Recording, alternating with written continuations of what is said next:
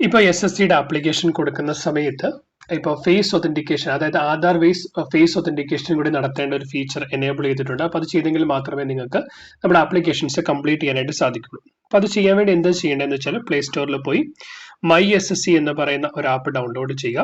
App download ചെയ്തതിന് ശേഷം app open ചെയ്യുക. ഓപ്പൺ ചെയ്ത് കഴിയുമ്പോൾ നിങ്ങൾക്ക് നിങ്ങളുടെ യൂസർ ഐഡിയും പാസ്വേഡും വെച്ചിട്ട് നിങ്ങളുടെ നോർമൽ ആയിട്ടുള്ള യൂസർ നെയിമും പാസ്വേഡും ക്യാപ്ചയും കൊടുത്ത് ലൈക്ക് ലോഗിൻ ചെയ്യാൻ പറ്റും. ലോഗിൻ ചെയ്തതിന് ശേഷം ഇവിടെ ഡാഷ്ബോർഡ് സെലക്ട് ചെയ്ത് നിങ്ങൾ ഏത് ആപ്ലിക്കേഷനിലാണ് നിൽക്കുന്നത് ആപ്ലിക്കേഷൻ സെലക്ട് ചെയ്യുക. ഇപ്പോൾ ഫോർ എക്സാമ്പിൾ CGLന്റെ ആണെങ്കിൽ അവിടെ കണ്ടിന്യൂ കൊടുത്ത് കഴിയുമ്പോൾ അവിടെ നിങ്ങളുടെ ഓരോ ഡീറ്റെയിൽസ് ആയിട്ട് എനേബിൾ ആയിട്ട് വരും. അതായത് for example personal details, educational details. So നിങ്ങൾ അത് സേവ് ചെയ്ത് മുമ്പോട്ടേക്ക് പോകും. ലോഡ് ആവാൻ അല്പസമയം എടുക്കും മൊബൈൽ ആപ്ലിക്കേഷൻ ആകുമ്പോൾ.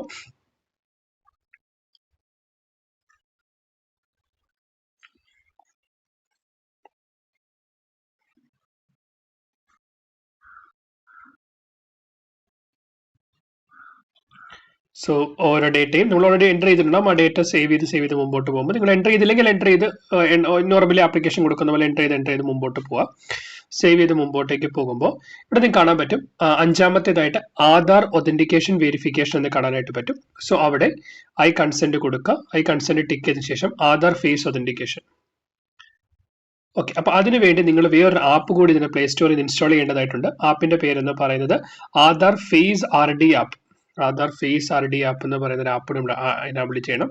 So Aadhaar face RD app establish ചെയ്യുക. Aadhaar face RD app install ചെയ്യുക.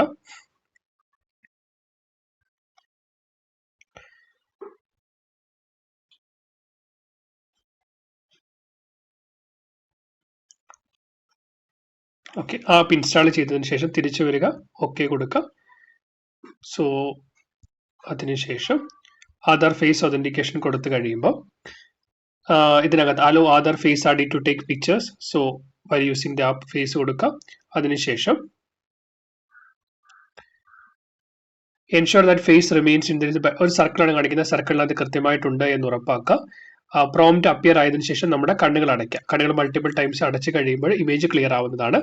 സൺഗ്ലാസുകളോ അല്ലെങ്കിൽ എന്താ പറയുക സ്പെക്ടക്കിൾസോ ഒന്നും വെക്കാതെ വേണം നമ്മൾ എടുക്കാനായിട്ട്. പ്രൊസീഡ് കൊടുക്കുക. നമ്മുടെ സർക്കിളിനകത്ത് കറക്റ്റായിട്ട് ഇമേജ് കൊണ്ടുവന്നതിന് ശേഷം ബ്ലിങ്ക് ചെയ്യുക.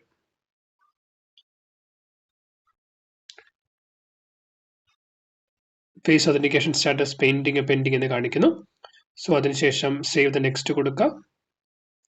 Face ID verification is success. So ഇനി നിങ്ങൾക്ക് അടുത്തെന്ന് പറയുന്നത് ലൈവ് ക്യാപ്ചർ ഫോട്ടോ, ലൈവ് ആയിട്ടുള്ള ഫോട്ടോ അപ്ലോഡ് ചെയ്യാം. അതുകൂടി നിങ്ങൾക്ക് ചെയ്യണമെങ്കിൽ ക്യാപ്ചർ ലൈവ് ഫോട്ടോ സെലക്ട് ചെയ്യുക. വൈൽ യൂസിങ് ദ ആപ്പ് കൊടുക്കുക. നിങ്ങൾ ആ കറക്റ്റ് അതിനകത്തേക്ക് ഫിറ്റ് ചെയ്യുക. ഫിറ്റ് ചെയ്തതിന് ശേഷം സേവ് ആൻഡ് നെക്സ്റ്റ്.